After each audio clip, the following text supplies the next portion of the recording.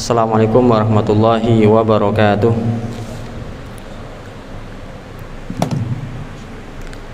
Alhamdulillahirabbil alamin wassalatu wassalamu ala asyrafil anbiya'i wal mursalin sayyidina wa maulana Muhammadin wa ala alihi wa ashabihi ajma'in, amma ba'du. Jamaah salat zuhur yang dirahmati Allah, alhamdulillah kita diberi nikmat oleh Allah Subhanahu wa taala, yaitu bisa melaksanakan sholat duhur secara berjamaah. Ini adalah rahmat dari Allah Subhanahu wa ta'ala.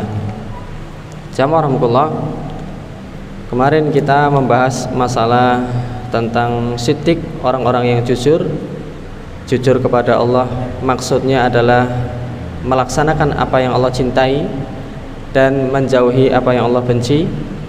Orang yang jujur derajatnya di bawahnya Nabi, di atasnya syuhada, dan di atasnya orang soleh.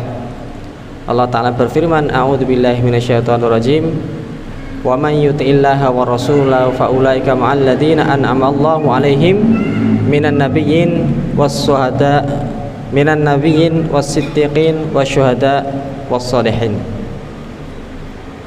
Hari ini jamaah rahmatullah, insyaallah kita akan membahas mengenai beberapa masalah yang terjadi saat ini. Banyak anak-anak yang mulai mengkhawatirkan. Kasus yang terjadi baru-baru ini, ada anak usia 6 tahun kemudian di tanda kutip, mohon maaf, disodomi oleh teman yang usia SMP. Banyak kasus lain yang terjadi juga lebih mengerikan kalau kita dengarkan. Dan juga orang tua yang khawatir dengan nasib keluarganya ke depan, anak-anaknya ke depan seperti apa. Maka jamaah rahmatullah, banyak keluarga yang ingin menjadi anak-anaknya menjadi anak yang soleh, anak yang keluarga yang baik, tapi karakter pendidikannya berbeda-beda. Ada yang orang tuanya itu ayahnya pergi jauh, tidak hadir di rumah. Ada yang hadir di rumah tapi sulit untuk bisa bertemu dengan anak dengan pekerjaan online-nya dan sebagainya. Ada yang dia bisa menemani keluarga dengan baik. Maka apapun metode pendidikan di rumah, jamaah rahimakumullah, ada satu hal pelajaran yang diberikan oleh Nabi Ibrahim kepada kita semuanya, yaitu sebelum kita melakukan pendidikan metode apapun ke keluarga kita, alangkah baik kita contoh beliau dengan cara menitipkannya kepada Allah Subhanahu wa ta'ala. Kutitipkan istri dan anakku kepada engkau wahai Allah Subhanahu wa ta'ala, seperti di surat Ibrahim.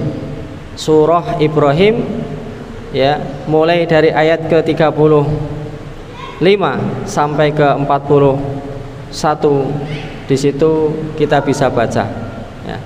Nabi Ibrahim dalam kisahnya, ketika beliau diberikan anak Ismail, beliau senang, dan lebih bahagia lagi ketika diberikan anak Nabi Ishak.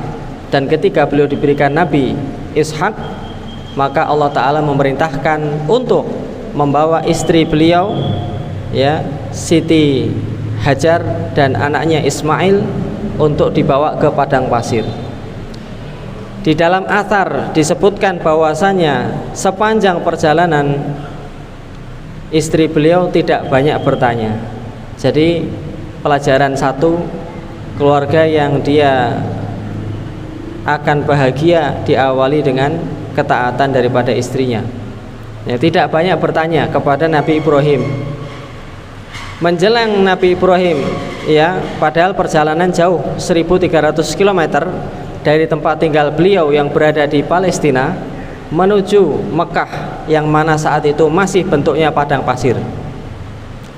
Perjalanan kalau naik unta atau naik kuda itu bisa 1 bulan perjalanan. Itu jalan kaki. Ditempuh sejauh itu untuk melaksanakan perintah Allah, letakkan istri dan anakmu di tempat ini. Tempat ini yang dimasukkan Allah Ta'ala itu adalah Ka'bah, yang sebelum Ka'bah sekarang sudah dibangun oleh Nabi Adam. Allah Ta'ala berfirman, ya, inna awwala baitin wudi'a lin-nasi lalladzi bi Bakkata mubarakah.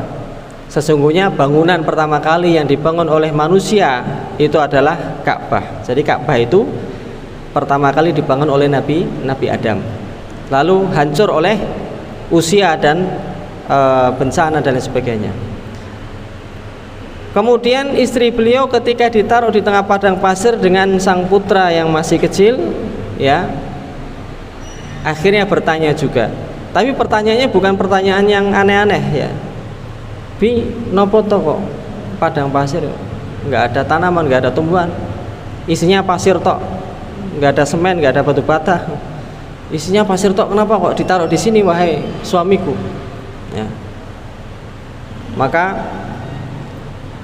beliau cuma bertanya, a'amarullahu bihada, apakah ini adalah perintah Allah untuk engkau meletakkanku di sini? Nabi Ibrahim menjawab cuman na'am, ya.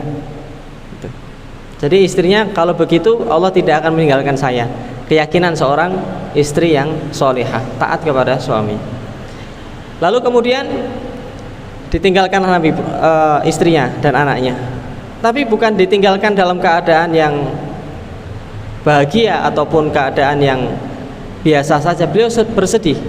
Akhirnya membalikkan badannya dan mengangkat tangan dengan berdoa seperti doa yang Allah Ta'ala sebutkan di surat Ibrahim. A'udzubillahi minasyaitonirrajim.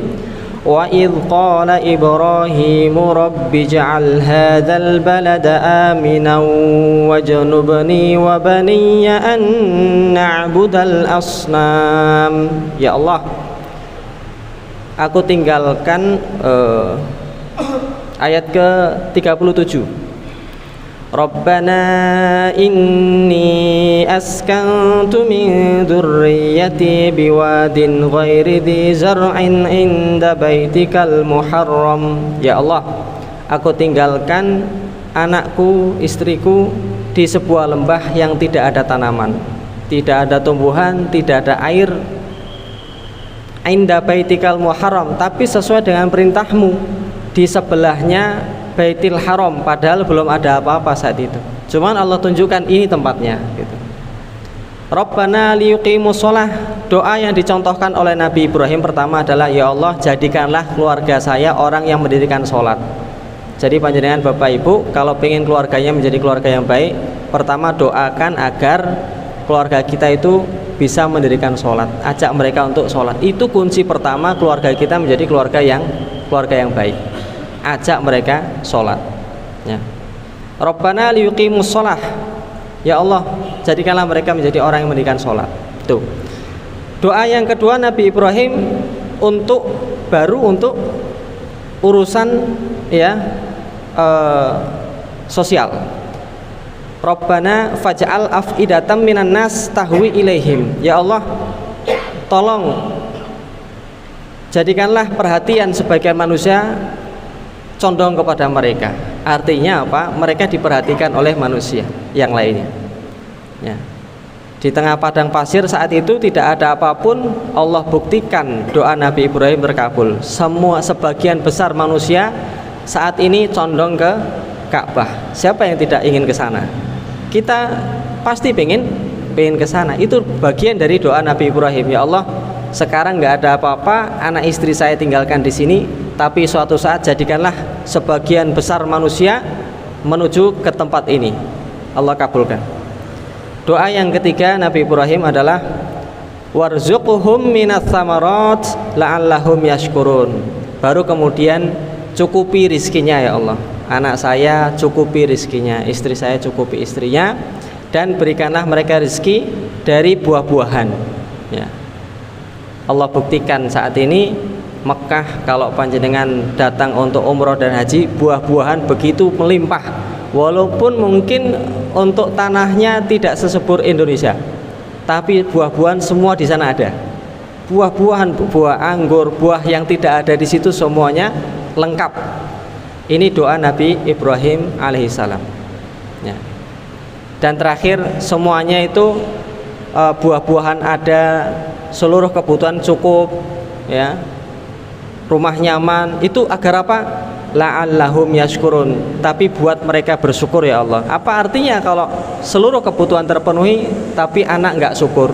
istri tidak syukur, tidak merasa cukup, selalu merasa kurang, maka Nabi Ibrahim la'allahum yashkurun, buat mereka bersyukur ya Allah. Nah, jadi ini baru satu ayat jamaah rahmatullah, di bawahnya banyak sekali hikmahnya. Mungkin satu ayat saja saya tambahkan ya, terakhir. Rabbana innaka ta'lamu ma nukhfi wa ma nu'lin. Ya Allah, Engkau tahu apa yang ada di hati saya dan apa yang tidak saya tampakkan. Nabi Ibrahim biasa tampangnya, tapi dalam hatinya sedih, pasti meninggalkan anak istrinya ya. Maka Engkau tahu apa yang aku inginkan. Maka kalau kita menitipkan keluarga kita kepada Allah, nggak perlu banyak bicara, ya Allah tolong ini, tolong itu. Ya Allah, Engkau tahu apa isi hati saya, apa yang saya inginkan buat keluarga. Saya titip mereka ya Allah. Saya jauh jarang pulang ke rumah, pergi petang pulang petang, atau perginya Senin pulang Senin, perginya tanggal 1 pulang tanggal 1 tahun nggak pulang-pulang. Titipkan semuanya kepada Allah Subhanahu wa taala. Wa ma yakhfa 'alallah min syai'in fil ardi wala fis sama. Tidak ada satupun yang tersembunyi bagi Allah di langit dan di bumi. Jadi jamaah rahmatullah, sebelum kita melaksanakan metode pendidikan apapun buat anak kita ya, dengan hadiah, dengan piknik, dengan nasihat, dengan kajian, pertama kali yang harus kita lakukan ya, titip sama Allah yang punya hatinya anak-anak, yang punya hatinya istri, yang punya segala sesuatunya itu Allah SWT. Ya Allah, saya titip keluarga saya, pasti Allah bantu jamaah Allah, pasti Allah arahkan keluarga kita dengan metode apapun. Bahkan nggak punya metode pendidikan di rumah, pasti Allah akan bantu ya. Banyak anak soleh orang tuanya juga preman, ada ya. Ada yang orang tuanya nggak tahu pendidikan macam-macam, anaknya jadi kiai juga ada. Jadi jamaah Allah, inti dari pertemuan kita adalah mari kita awali pendidikan keluarga kita di rumah dengan cara menitipkannya kepada Allah Subhanahu wa taala seperti Nabi Ibrahim menitipkannya keluarga beliau kepada Allah Subhanahu wa taala.